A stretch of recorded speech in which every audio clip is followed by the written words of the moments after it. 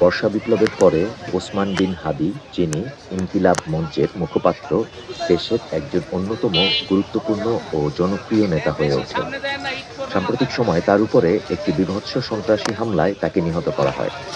তার নিহত হওয়ার খবরটি ছড়িয়ে পড়লে বিক্ষুব্ধ জনতা তার প্রতিক্রিয়ায় ধানমন্ডি ৩২-এর বাড়িটি ভেঙে গুঁড়িয়ে দেয়।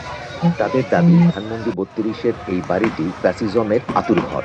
উল্লেখ্য, এই বাড়িটি শেখ মুজিবুর রহমানের এবং এখানে শেখ হাসিনা বসবাস করতেন।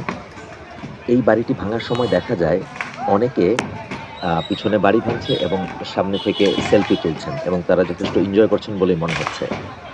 বিক্ষুব্ধ জনতা বলছেন যে কোনোভাবেই দেশে ফ্যাসিজমের কোনো চিহ্ন রাখবেন না। তারই অংশ হিসাবে তারা ৩২ নম্বরের এই বাড়িটি ভেঙে ফেলছেন।